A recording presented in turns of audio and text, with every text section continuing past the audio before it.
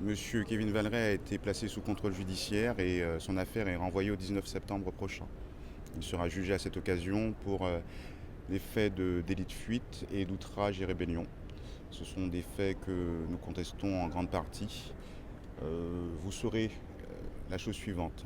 Monsieur Kevin Valeret a été violenté par les fonctionnaires de police une fois qu'il a été menotté. Nous avons une fracture du nez ainsi que des fractures des dents. Une plainte va être déposée par M. Kevin Valeret ainsi que son accompagnateur, à savoir M. DJ Ken, qui a été frappé. Cette affaire révèle encore une fois que la plainte qui a été déposée par M. Valeret en 2014 à l'encontre des fonctionnaires de police, à mon sens, laisse des traces et que ces derniers n'oublient pas. Dans ce dossier, nous avons des fonctionnaires de police qui ont eu un comportement pour le moins indélicat et par moments pour le moins pervers à l'encontre de M. Valeret. C'est une poursuite du procureur seulement ou est-ce qu'il y a des plaintes des automobilistes qui étaient sur les Champs-Élysées qui ont eu des accrochages avec M. Valeret? Il y a une plainte qui a été déposée par deux personnes qui étaient dans un véhicule et on nous indique qu'il y aurait eu 3 accidents, mais il n'y a que pour l'instant qu'une personne qui a déposé plainte dans un seul véhicule. Et encore une fois, je précise que M. Valeret ne reconnaît pas du tout le délit de fuite.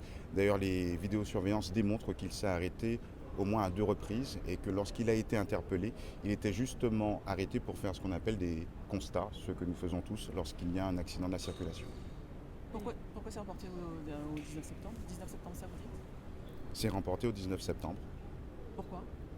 parce que c'est la procédure qui a été choisie. C'est-à-dire?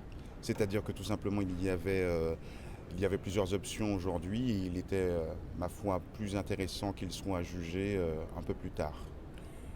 On le poursuit sur quel chef? Vous avez dit délit de fuite et rébellion et outrage.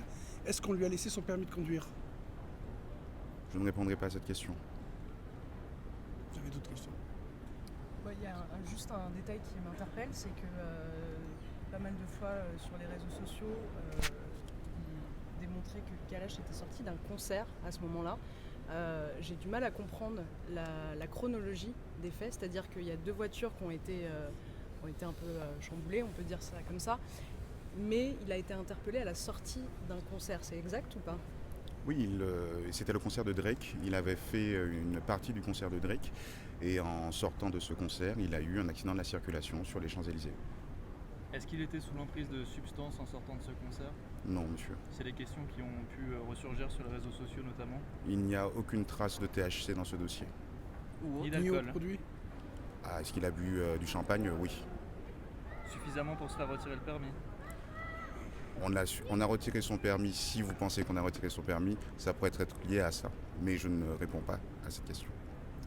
Ok. Votre défense, vous dites que vous allez aussi porter une plainte contre les policiers pour la violence de l'interpellation? Écoutez, lorsque vous regardez les vidéos, vous constaterez que initialement, M. Kevin Valeret est très calme. Et puis, d'un seul coup, on constate en effet qu'il s'emporte. Alors il faudrait peut-être s'intéresser à ce qui s'est passé, aux raisons pour lesquelles il a pu s'emporter, et se demander si les fonctionnaires de police, à un moment ou à un autre, n'ont pas eu, eux, des comportements indélicats, n'ont pas eu des mots qu'ils n'auraient pas dû tenir. Et cela a pu engendrer un courroux de la part de M. Kevin Valeret. Vous saurez que M. Valeret n'est pas violent et que si il y a eu ce comportement-là, c'est qu'il y a eu une véritable provocation de la part des fonctionnaires de police. À la suite de cette provocation, lorsqu'il est rentré dans le véhicule, vous constaterez aussi que les vitres sont teintées et qu'on ne voit pas bien. Mais malheureusement, il y a quelques témoins. Malheureusement, il y a aussi des traces. On voit une fracture du nez, cela est attesté médicalement. Il y a une fracture aussi des dents. Or, avant qu'il ne rentre dans le véhicule, vous constaterez qu'on ne peut pas conclure à un moment ou à un autre à une fracture des dents ni à une fracture du nez.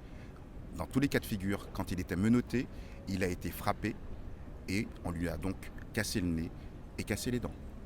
Quels sont les termes du contrôle judiciaire? Quelles sont les obligations? Je ne me prononcerai pas là-dessus. Est-ce que ces antécédents judiciaires peuvent lui porter préjudice selon vous?